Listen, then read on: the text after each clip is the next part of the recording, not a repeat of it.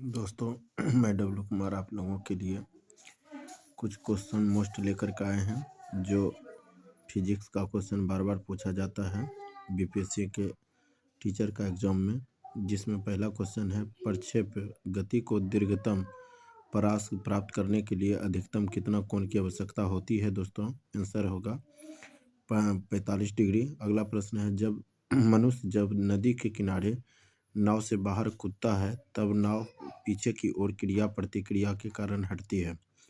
अगला प्रश्न है दोस्तों वेग अगला प्रश्न है दोस्तों संवेग परिवर्तन की दर किसके बराबर होती है। आंसर होगा बल के बराबर। अगला प्रश्न है दोस्तों न्यूटन का प्रथम नियम किसे परिभाषित करता है। आंसर होगा जड़त्व को। ये क्वेश्चन तो रेलवे ग्रुप डी में भी पूछा जाता है। प्रक्षालन प्रक्षालन मशीन का कार्य किस सिद्धांत पर आधारित है। आंसर होगा अपकेंद्रीय बल पर। अगला प्रश्न है सड़क पर चलने की अपेक्षा बर्फ पर चलना कठिन क्यों होता है।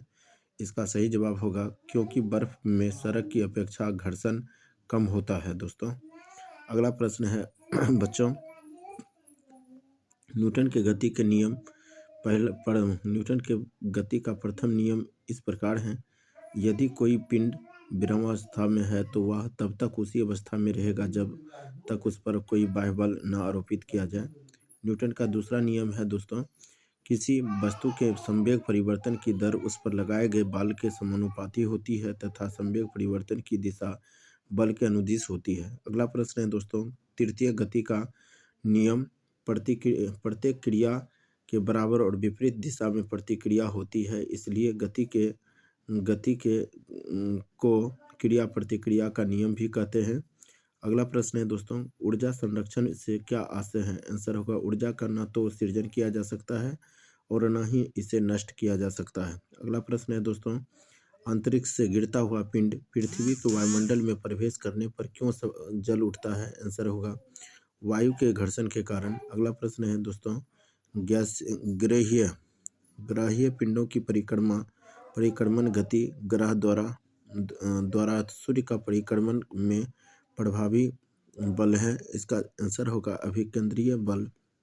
अगला प्रश्न है दूध मथने के पश्चात क्रीम का दूध से पृथक हो जाने का कारण क्या है। आंसर होगा अपकेंद्रीय बल। अगला प्रश्न है दोस्तों वायु की ऊर्ध्वाधर गति को क्या कहते हैं। आंसर होगा वायु प्रक्षोभ। अगला प्रश्न है रॉकेट किस सिद्धांत पर कार्य करता है। आंसर होगा संवेग संरक्षण के सिद्धांत पर। अगला प्रश्न है दोस्तों क्वेश्चन है किसी पिंड के संवेग और वेग के अनुपात से प्राप्त मान क्या कहलाता है। आंसर होगा द्रव्यमान।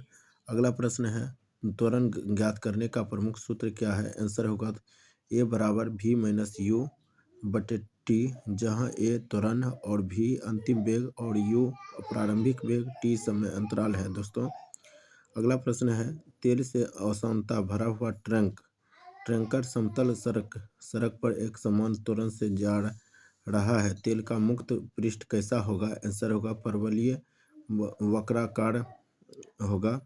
अगला प्रश्न है दोस्तों एक समान वृत्तीय गति पर त्वरण सदैव उपस्थित रहता है। अगला प्रश्न है किसकी उपस्थिति के कारण ब्लैक बोर्ड पर कागज पर लिखना संभव है। आंसर होगा घर्षण।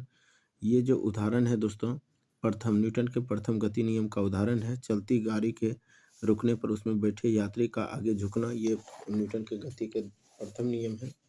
अगला प्रश्न है पेड़ से फल टूटकर नीचे गिरना, ये न्यूटन के गति के प्रथम नियम है।